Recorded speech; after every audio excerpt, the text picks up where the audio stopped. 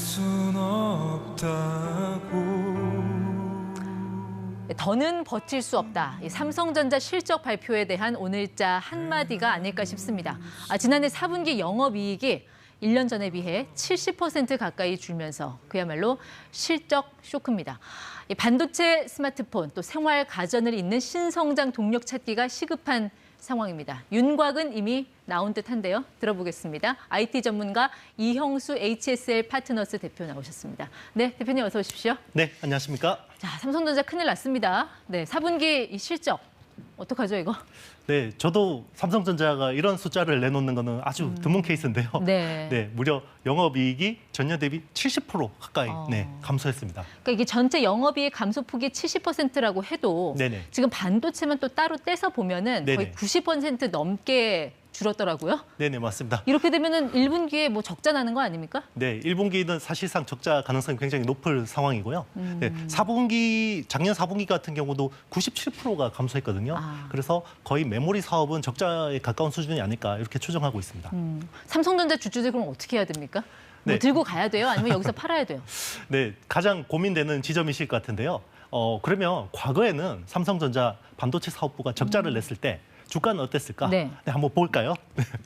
저렇게 과거 20년 동안 예. 삼성전자가 2분기 연속 반도체에서 적자를 낸 경우가 2번 있습니다. 2001년 10월 저때쯤 하고요. 그리고 예. 금융위기인데요. 금융위기는 뭐 글로벌 쇼크니까 논외로 치면 예. 저때 2001년 10월에서 적자를 내고 나서 그 다음에 4월까지 주가가 무려 3배가 올랐습니다. 네.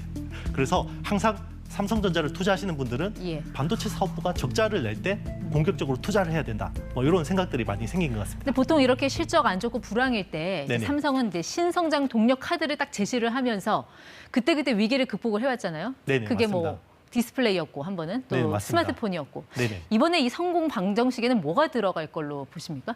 네, 이번에는 로봇인 것 같습니다. 로봇. 네. 올 초에 삼성전자가 가장 아주 중요한 이벤트를 내놨는데요. 국내 레인보우 로보틱스라는 회사에 600억 가량을 투자를 했고요. 네. 그 이후로 지금 한 달 동안 로봇 종목들 시세가 엄청나게 나고 있습니다. 보통 삼성이 지분 투자했다 이런 소식 나오면 네네. 그 회사 주가는 빠지잖아요. 네네. 근데 이 레인보우 로보틱스 이 회사는 좀 특이하더라고요. 지분 투자했을 때 오히려 많이 올랐어요. 네네, 그렇죠. 정식 격언이 소문에 사서 뉴스에 팔아라라는 게 그 어떤 정설인데 소문이 안 났나요? 네네, 소문이 하나도 안 난 것 같습니다. 그래서 뉴스가 나온 다음부터 네. 1월 2일자 이제 장 끝나고 공시가 났는데 그때부터 지금 3배 가량 올랐고요. 지금 시가총액이 1조 5천억 정도 육박하고 있고 대다수 로봇 관련주들이 지금 2배 가까이 상승을 했습니다. 근데 이제 레인보우 로보틱스 방금 시가총액이 1조를 넘었다, 조 단위를 넘었다고 말씀하셨는데 네네. 이 지난해 영업이익 보니까 22억밖에 안 되던데 네네. 보통 이 정도 영업이익이면 시총 한 1,000억 넘기도 힘든데 이게 너무 주가가 과대평가돼 있는 거 아닙니까? 네, 충분히 지금 과대평가돼 있다고 볼 수 있는 거고요.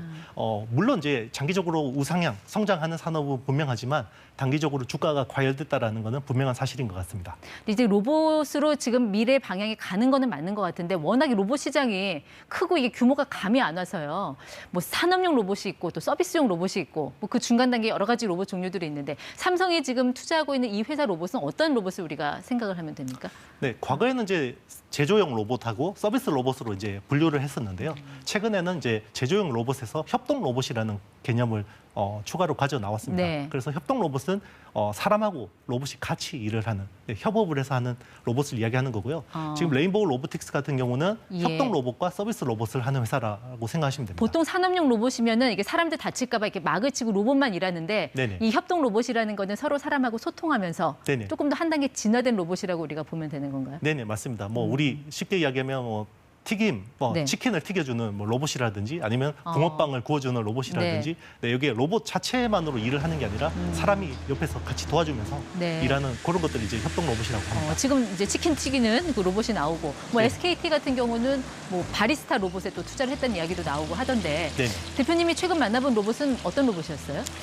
지난주에 제가 그 여의도 지하에서 해장국을 먹고 왔는데요.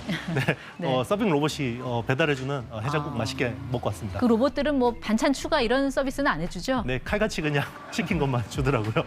보통 우리 주변에서 지금 돌아다니는 저런 로봇들 메이드 인 코리아 뭐 이렇게 찍혀 있습니까? 대부분 중국산입니다. 중국산? 네네. 그 비중이 어느 정도 돼요? 한 70% 정도 비중이 이제 대부분 중국산이라고 보면 되는 거고요. 네. 그 중국은 언제부터 이렇게 로봇 시장에 또 눈을 돌렸답니까? 이제 세계 공장이라고 하잖아요, 중국이. 중국도 이게 이제는 일할 사람들이 점점 더 부족해져서 예. 로봇 산업이 이제 선택이 아닌 필수인 상황입니다. 그러니까는 네. 인구가 줄었다는 얘기인가요? 네네, 맞습니다. 지난해 처음으로 문화대혁명 이후로 처음으로 인구가 줄었고요. 그게 수가 무려 85만 명입니다. 거의 우리나라 광역시, 웬만한 광역시 인구가 사라졌다는 얘기네요. 네네, 그렇게 볼 수 있고요. 이게 이제 중요한 거는 시작이라는 게 이제 중요한 거죠. 네. 시작이라는 말씀은 앞으로 더 많이 줄어들 거라는 거죠. 그거를 네. 이제 로봇이 대체할 거다. 네네, 맞습니다. 이제는 뭐 점점 더 고령화가 심각해지는 거고요. 일할 네. 사람이 부족해지기 때문에 중국도 이제 로봇 산업을 육성하지 않을 수가 없는 겁니다. 미국은 어떻습니까? 보통 글로벌 빅테크 기업 중에 로봇에 가장 진심인 회사하면 테슬라 아닌가요? 네네. 지금 뭐 로봇 그러면 이제 테슬라가 굉장히 앞서 있는 네. 상황인데요. 작년에 이제 옵티머스라는 휴머노이드 로봇을 공개를 했습니다. 예, 지금 보이는 네네, 저 로봇입니다. 네. 뭐 보스턴 다이내믹스의 뭐 덤블링하는 로봇이나 뭐 개 로봇이나 이런 것들에 비해서 좀 어떻게 보면 약간 떨어진다라고 생각할 수도 있는데요. 네. 중요한 거는 저 로봇을 2천만 원대 수준으로 대량 양산을 한다는 계획을 내놨다는 거죠. 네. 보스턴 다이내믹스 같은 로봇은 뭐 훌륭하지만 이게 너무 가격이 비싸서 예. 이렇게 현장에 적용하기가 좀 쉽지 않은 상황이거든요. 그러니까 테슬라는 지금 인력을 뭐 대규모로 감원을 한다고 하는데 네네.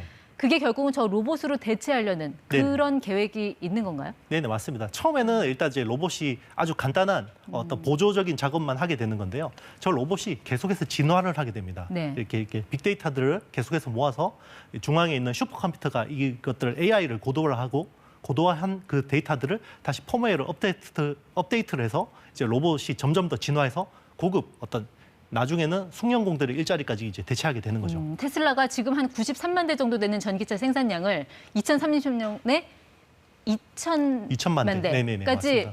올린다고 하는데 그게 저 믿는 구석이 로봇이었던 네네, 맞습니다. 거군요. 결국 저 옵티머스가 이제 테슬라 기가팩토리의 예. 상당 부분을 담당하게 될 것 같습니다. 조금 전에 그 보스턴 다이내믹스라는 회사 언급하셨잖아요. 이게 네네. 현대차, 기아가 인수한 로봇 회사인데 유튜브 보면 몸짓은 굉장히 현란한데 이게 문제는 머리인가요? 이게 사람하고 같이 일하는 모습이 안 나와서 이건 또 왜 그런가? 네네. 일단은 이제 너무 비싸고요. 네. 비싸기 때문에 상용화하기가 쉽지 않은 건데 현대차의 장점, 현대차와 기아의 장점은 이 제조 라인들이 많잖아요. 예. 네, 거기에 이제 보스턴 다이내믹스의 어떤 기술들을 적용할 수 있다라는 부분이 있고요. 앞으로 이게 이제 가격을 낮추고 대량 양산을 해서 상용화하기까지는 좀 시간이 필요할 것으로 보입니다. 네, 지금 말씀 들어보니까 로봇 산업이 어떤 방향으로 가고 있는지는 대략 짐작은 알겠어요. 진도는 나가고 있는데 이게 그들끼리만 뭐 진도가 나간 거지 사실 뭐 당장에 눈에 보이는 게 없으니까 내 생에 뭐 볼 수 있으려나 하는 생각도 드는데 이거 제가 너무 좀 나이브한 생각일까요? 네, 올 하반기에 네. 삼성전자가 웨어러블 로봇 내놓습니다. 입는 로봇? 네네. 이제 뭐 하반신이 이제 불편하신 분들이 이게 이렇게 차게 되면 이제 걸을 수 있는 그런 로봇들을 내놓고 있습니다. 내놓을 계획입니다. 예, 근데 결국 그 로봇을 로봇답게 성장시키는 거는 제가 볼 때 이 두뇌, 그러니까 인공지능 기술이라고 보거든요. 이 로봇과 함께 성장할 산업은 좀 우리가 어디를 주목을 해서 봐야 될까요? 네, 결국 AI 산업이 이제 기반이 돼야 될 것 같습니다. 이 로봇이라는 것도 결국 인지 판단 제어라는 영역이 있는데요. 인지는 결국 뭐 어떤 사람의 눈처럼 카메라나 네. 레이더나 라이다 같은 부분에서 빅데이터를 계속해서 모으는 거고요. 예. 이거를 클라우드로 이제 슈퍼컴퓨터로 보내줍니다. 네. 그래서 슈퍼컴퓨터가 여기서 패턴과 여러 가지 어떤 학습들을 하게 되는 거고요. 네. 그걸 기반으로 다시 로봇을 제어를 하는 거죠. 네, 제어라는 부분은 이제 보통 모터입니다. 네, 네. 모터에 이제 거기서 이제 신호를 줘서 이제 정밀하게 예. 제어를 하는 겁니다. 그러니까 로봇 자체를 만드는 기술은 뭐 미국이 독보적이라고 하는데 그 뒷단에 있는 소재 부품 장비 같은 경우는 제조업 강국인 우리에게도 기회가 올 것 같은데 좀 어디를 좀 주목해서 보고 계신가요? 네, 일단 모터 부분이 중요한데요. 예, 감속기라고 합니다. 로봇의 어떤 관절의 역할을 하는 건데요. 네. 전체 원가의 한 30%, 많게는 40%까지 차지하는데요. 그 감속기라는 게 네네. 왜 이제 네. 속도를 줄이는 거, 이게 달걀을 부서지지 않게 잡게 한다든지 네네, 그런 맞습니다. 거 말씀하시는 거죠? 네, 그렇죠. 이제 이 모터에다가 이제 자전거 기어 같은 게 예. 달려 있는 건데요. 아주 정밀하게 이제 그런 것들을 제어할 수 있는 건데요. 애석하게도 이쪽 시장은 대부분 일본 제품이 네. 장악하고 있습니다. 그래서 국산화가 시급한 상황입니다. 알겠습니다. 일단 지금 시세가 달리는 걸 봐서 이게 달리는 말에 올라타고 싶은 그런 심정이 드는 것도 투자자들 마음은 알겠는데 이 달리는 말이 과연 끝까지 완주할 수 있는 말인지 꼭 건강 상태 점검하면서 투자 판단은 신중하게 하셔야 될 것 같습니다. 지금까지 ETY 이형수 대표와 함께했습니다. 고맙습니다. 네, 감사합니다.